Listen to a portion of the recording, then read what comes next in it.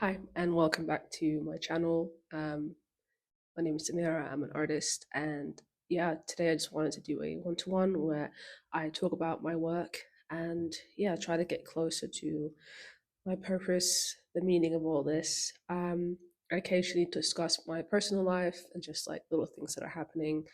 Um, yeah, let's get started. So today is July 7th.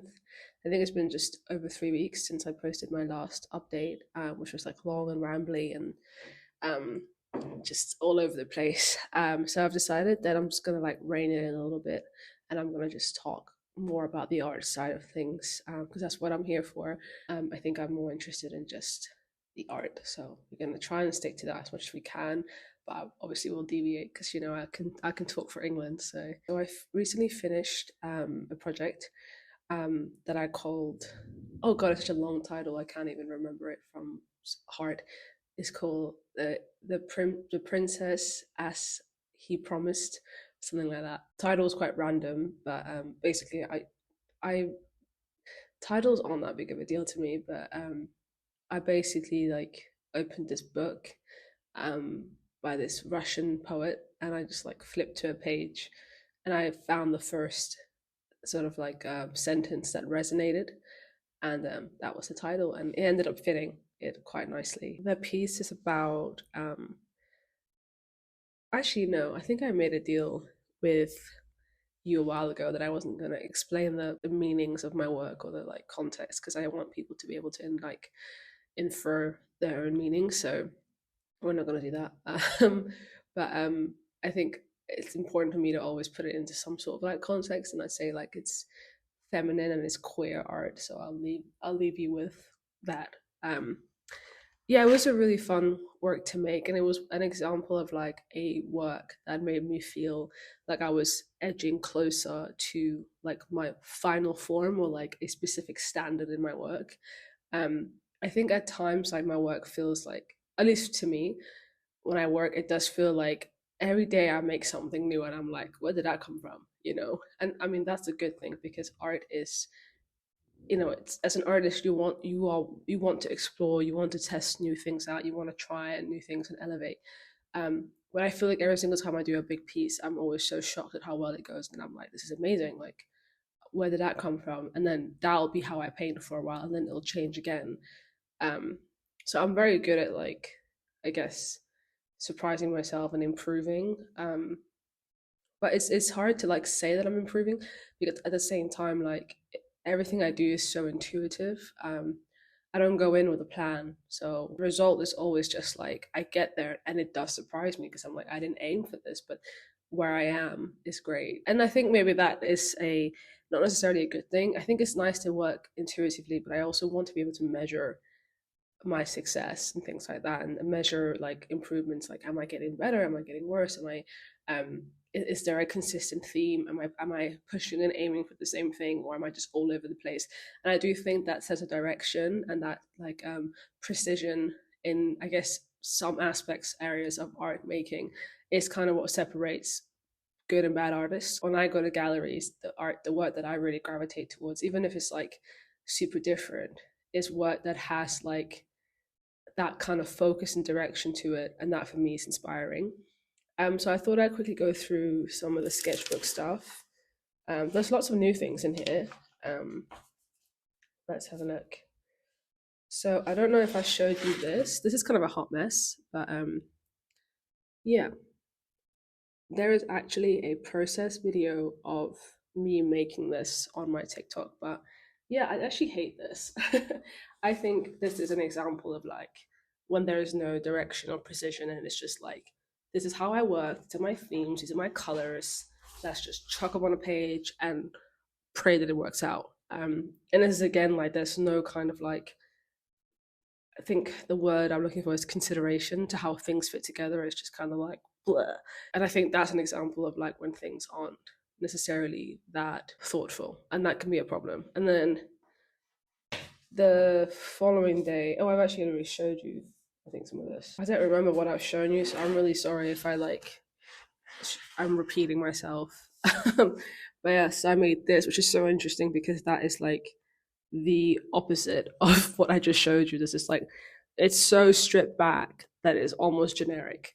I do really really like this. This reminds me of like my work when I first started drawing like seriously, and it was very reserved. It was very like I held back a lot, and so it's interesting how like I think intuitively I was aware that I had gone to that like extreme end of like, oh, this is very very loud and a lot, and it's like it's almost like I had been painting like that for so long that like it almost become very extreme in my work.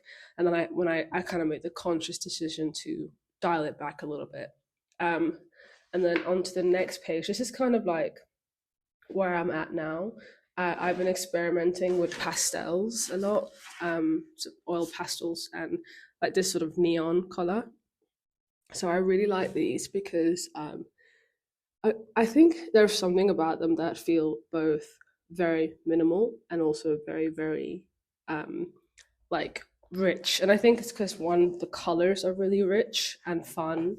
And it's obviously that like my colors, right? The colors that I work with the most. I've really enjoyed um, like sort of scratching at the pastels, like scratching the crap out of them. Let me see if I can come a little closer and show you some of the what I mean by that. Don't know if you can see that. Oh, like right there. So yeah, like I really like scratching it. Firstly, it's very satisfying, but secondly, I sort of like blend it again and scratch and blend it, and then add more colors, and it becomes this like really like layered kind of texture. It's quite nice actually. Um, the one thing about pastels is that I don't really like. I don't set it uh, purely because I haven't been able to find a cheap setting spray for pastels yet. So that's on my to do list. I was going to buy one this month, but um, I couldn't afford it. So yeah, it's just like so hard to talk about poverty, man. And then it happens again, right? Like I feel like I go from stripping my work down to its most basic form, and then I come back again with stuff that's like really like extra. And so this is something that I've been experimenting with, this whole like of illustrating, drawing something, and then completely like just like decimating it with like a dark color. So I did the same thing here, which I showed last time. Don't know if I can go. But yeah, so it's like there's obviously like these ideas that are growing and developing and expanding in the work. And then we have this. So just kind of reverting back to like using paints and stuff. And I did this thing here that I've done before, which is like where it becomes like a pop sort of pop arty, maybe not in the traditional sense, but where there's like a 4-in-1 kind of thing, which I really love. And I wonder how I can show this on a canvas. All in all, what I would really love to do is like turn this into like a little book. Um, I'll explain a bit more about that later. Okay. I think that's kind of where we are. I mean, there's a few more pages in the sketchbook, and like, I think I'll talk about that on another occasion because I think we are sort of leaving those ideas behind a little bit now. And I don't mean behind, but I mean like they're showing up in my work. They're merging with my actual like finished pieces. So like this is a sketchbook. I know I show it to you and it looks very like looks awesome. I love my sketchbook. Um, but I think they do represent just like me playing around with certain concepts. It's not really um, a finished thing. But I will just show you this one last one because that's got a lot to do with the one behind me here. So yeah, I really love this. I love these little boobies. Can I show this on YouTube? I don't know. But I love the like detail in the face, and I really love just like how the colors are merging, and like um, the choices I'm making with like drawing, painting skin. I find really fascinating and interesting. Some of the ideas that I'm like playing with at the moment is like expressions, showing faces, showing different feelings. Like I'm really bad at drawing expression. I definitely have like the same face issue that a lot of artists have in their work. I don't think it's as blatant because I don't really draw defined features, but I do think that like I have become very reliant on like drawing similar face structures. Like it's always from the front, it's always got teeth, it's always like these weird eyes and like the same nose. And I would love to just like learn how to like draw maybe someone who looks sad or in pain. Like uh, someone that I look to for inspiration with that is someone like Francis Bacon, and his work. I always feel like even though like he kind of also draws similar expressions, but his you can always just it feels very like unique and different each time. Like it doesn't feel like he has obviously Francis Bacon is like one of the greatest British painters, but he didn't really have that issue, and I look to him a lot for inspiration. Also, like people like Miriam Khan, who's a painter who's like one of my favorite painters, and I saw the way she does expressions, the way she plays with um, like the mood that the face kind of brings you is very interesting to me. Another person is Marlene Dumas. I love how she draws mouths, like the way she's able to just contort faces, but it looks almost like a photograph, right? That she's painted over, but it's just so like it feels very natural, but also so like interesting and like yeah, I really want to get on that wave. A lot of these painters use oil paint, so I don't know, maybe if it's like something to do with like I could try using different materials because I think oil paint is a bit more malleable than acrylic. But right now, like I'm let's be real, if I can't afford setting spray for the pastels, I can't afford oil paint. So let me not make plans here that I can't commit to. But I was looking at some oil paints. But I'm still trying to like master acrylic. I think I'm getting really, really good at acrylic paint. I'm very like impressed with how like I've learned to not necessarily make it work for me and like the kind of work that I want to be making. Um, so I'm just gonna quickly show you what's happening back there. So this piece is again it's like to do with like queer art, well, queer life. I think a lot of the work I'm doing at the moment is focused on queer life. So obviously I'm living at home, and it's not really. I'm living at home. I'm living in a country that is like my hometown, but also foreign to me because I hadn't spent much time here since not since I was 10 at least. I don't really have friends here, and I've had to sort of leave behind my queer community back in London. And it's interesting. Like I'm kind of like quite late to like my own kind of identity when it comes to like queer life because I didn't really fully embrace it until I was like 25, and I'm 28 now, so I'm 3 years into this, right? So but then like you kind of get thrust into the queer scene and people kind of expect you to just know everything that is to know about it, and I felt really kind of intimidated by that. And coming home meant that I kind of had to be very suppressed in that way. Can't really talk about it, can't really share it, can't really be open about it. um, don't just can't, you know. And so as a result, my queer life is becoming very like solitary and it's very insular. And so in order to kind of like feel part of the queer scene, like I'm reading lots of books about queerness and essays, and I'm like, you know, I follow lots of queer people on TikTok and Instagram, and I've been like listening to queer music more and like watching like ballroom videos and watching like things like Pose and Paris and Texas, and I've got like a list. So I don't know, Paris is Burning. Sorry, not Paris, Texas. It's an entirely different film. And sorry, I'm talking really fast about this because like I'm home and like, there are people around, so I can't really be too vocal about this. But yeah, it's very oppressive. Not in the worst way, but just like you know, I have to be quiet about it. I'm sure like my family has an inkling, but you know, the good thing about living like in a conservative religious household is like people would rather not know. So even if they know deep down, they won't say anything because they'd rather it just remain like a secret, and that works for me. At least until I move out. So yeah, like I've been very like tried very hard to like connect with queerness through media and through culture and the arts, and one of the ways it's showing up is like in my work a lot of like same-sex relationships, a lot of like women queerness in my work is just becoming its own little thing. And that makes me really happy because I feel like that's where I want to head towards the queerness in art. That's very important to me.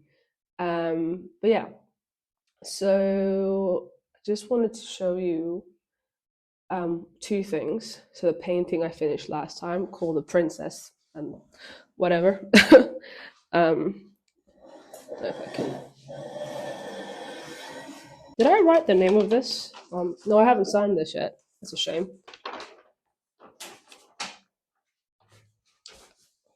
Sorry, my table's in the way, but this is fine. I really love this so very much. um, it's one of the best things I've done.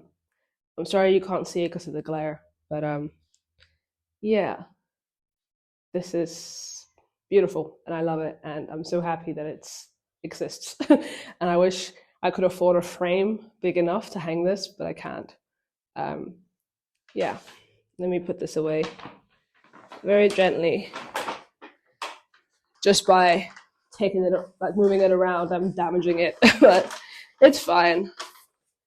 I've learned very quickly that I can't be too precious about my work. Like I can't have this like, oh my god, be careful, you'll damage it, because that's just I can't, because then I'll just never get anything done. Um, okay, that's fine. And then I want to show you a failure that I have. Um, I made a piece quite recently, and sorry, you can't see me. I made a piece quite recently, and it's a complete failure. It's over here, and it sucks. And I'm going to show it to you.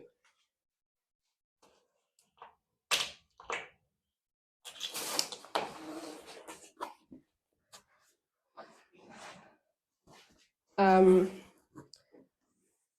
you could probably see what I'm trying to get at, um, but it just it just didn't work out. I don't know. It's such a disappointment. It's annoying because I had this plan for it. Like I had this exhibition in my head, and I wanted it to hang alongside it. And yeah, it just like it's supposed to be like a big painting, and then this like hanging like this almost. People could come and look at it, but yeah, not today. I don't know why I'm keeping it. I guess maybe I'll have a moment where I can fix it or like do something different with it. But okay.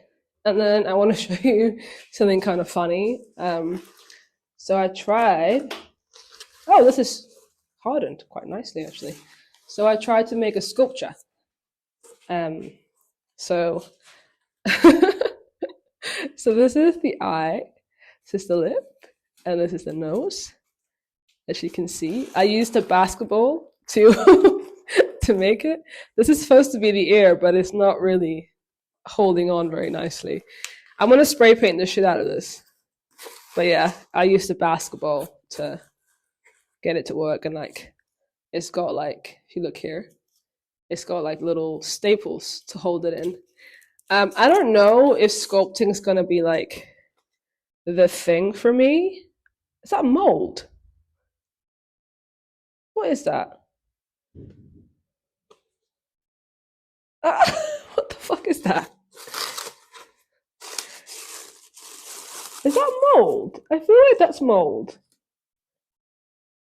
Oh my god. You turn around and your work becomes a health hazard. Oh god. Okay. Phew. I need to deal with this because this is dangerous. Okay. God. 911. What's your emergency? My studio has become a biohazard. Okay, I think that's it. And I wanted to. What did I want to do? Well, interestingly enough, let me take this off because I don't think this is supposed to. Yeah, I don't know. I wanted to talk about a few more things, like some life updates. I guess I ordered a camcorder, so I put that in my little channel notes. I ordered a camcorder and it's supposed to arrive soon, and I hope that like I can use it to one, romanticize my life, and two, just shoot some like more dynamic, fun footage. And The other thing is I'm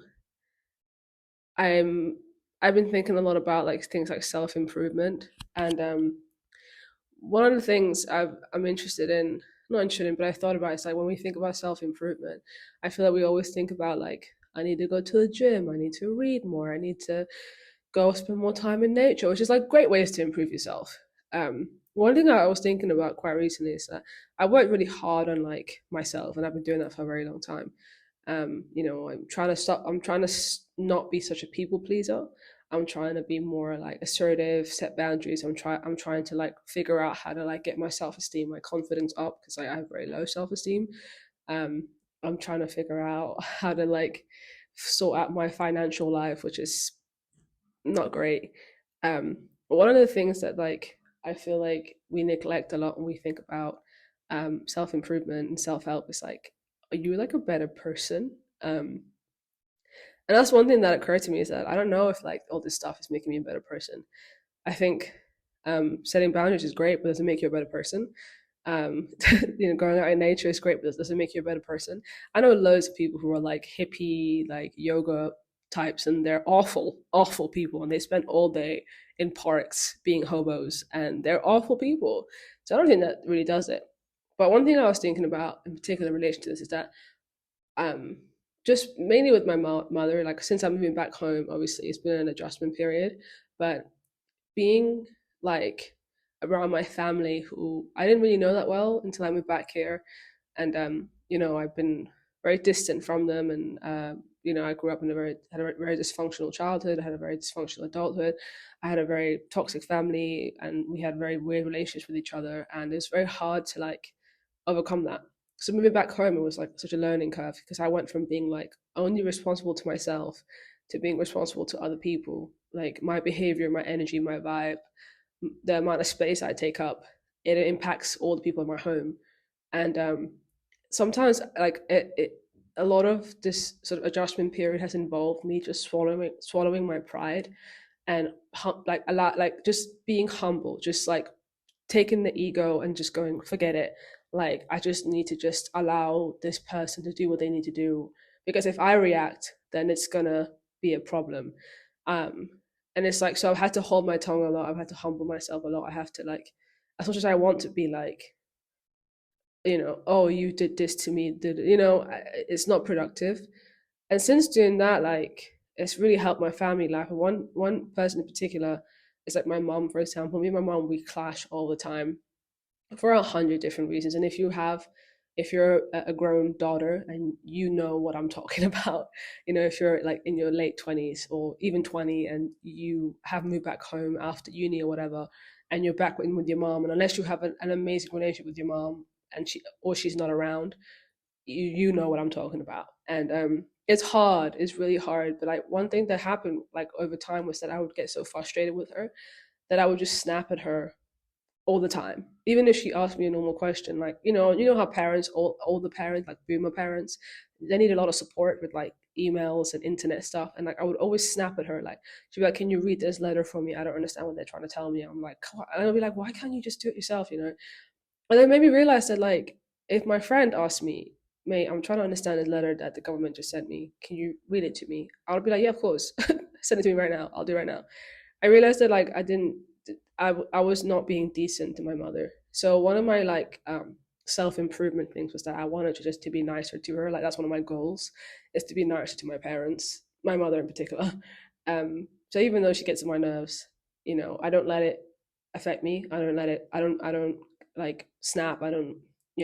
If she'll ask me 23 questions, I'll just be like, yeah, okay, great. It's helped a relationship a lot. And yeah, it sucks that I have to do all the like maneuvering, but end of the day, like understanding mental health, understanding relationship dynamics, understanding boundaries, and knowing what a communication style even is such a privilege. And if you are like a second generation immigrant like me, you have to understand that your parents don't get that shit. Like it's a foreign concept to them, and they're too old to understand it now. I mean, not too old, but like sometimes it's just like especially if, like my mom for example has a lot of trauma and things like that, and she was you know she was put in charge of raising her own siblings when she was like 6 years old. You don't get a chance to develop if like that's your reality. So I've just had to kind of go, I kind of need to be the one who understands this. And even though I know that like building relationships is a two-way street, with some people you kind of have to offer more support and do more. And that's what I've learned basically. Like I'm not I'm not preaching here, I'm not an expert at this stuff, but this is what I've learned. So one of my resolutions is just to be like better to my mom and like be kinder to her at all cost, and like do whatever I can to just like quiet the little girl in me that wants to lash out because she wants to be heard, and allow my mom to then express herself and then respond in a more mature way. And I feel like if you want to have a good relationship with your parents, as long as they're not like abusive crazy weirdos, like if they're just kind of like difficult, sometimes that's kind of what you have to do. And like I really want a relationship with my parents. Like I don't want to be like a stranger to them when I'm older, like much older than now. And I want to be there for my mom when she starts to age. I want to look after her, and like in order to do that I have to learn how to coexist with her. um yeah, it doesn't matter if she knows that I'm doing this. It just matters that I do it, for me, really. Um, and the other thing that I'm working on at the moment is that still we're still on the self improvement thing, but I also want to stop being negative or saying negative things about anything or anyone. And then you might think that that's like toxic positivity, but it's not. Basically, it's a challenge. I'm challenging myself to see how long I can go without saying anything negative about anyone, and it's actually so hard. Like even like we have like family coming they've come over, and like in anticipation of that I was like really anxious because I hate having people in my house, and I was very like mean about it. I was just like, oh, why do we have to have people, and it just wasn't productive. And I didn't like how I sounded either. Like I put such a negative spin on having family come visit us. Like why would I do that? That's so rude. um that's another thing. And it's actually been interesting, like how little I have to say when I'm not bitching. You should try it. It's really interesting. And one of the fun parts of it is like now that I'm consciously trying to not be negative and say negative things or complain or bitch or gossip, how much lighter I feel. There really is something to it. And I'm not gonna lie, like I love a good bitch sesh. I love, talking shit. It's fun. Shooting the shit is great. But I think there's ways to do that without at the expense of other people. Um, I'm just sick of it. I think I'm just sick of my own bullshit, is what I'm trying to say. Like, and that's why I'm making these changes. Like, I'm sick of the way I am like programmed, and I'm tired of like my pattern and my behaviors, and I want my life to change for better. So this is where it's at. Um, Anyway, sorry, this was long. I always try to make these shorter, and they always end up being 30 minutes or more. Um, Finally, I think I just want to share with you a playlist that I made. So, as you know, my part time job that I do for free is I make playlists. And this playlist is called New Day, New You. And I made it for my friend who's currently going through like a very transformative period in her life, and she's kind of struggling with like just finding the balance. And I wanted to make her a playlist that was like about a woman who's like changing and becoming her best self, but it's like bittersweet, but it's beautiful, and you're powerful, but you're also like just a girl. And yeah, I wanted to make something that felt like that. And so this is a playlist that I made for my friend, and I'm gifting it to you as well. So if you're in a similar spot, this is a good vibe. But yeah, anyway, I need to go now. My name is Samira. I'm an artist, and yeah, this has been my one-to-one session. And yeah, thank you for watching if you have. And if you have anything to add to this conversation, feel free to comment. I'm always excited to hear from people. And yeah, I hope you have a good day. Today is Sunday, and have a good week. Don't work too hard. And just, yeah, I hope the sun shines on all of us. It's been a bit of a miserable summer so far, but hopefully we're on the up and up. But yeah, take care. Bye.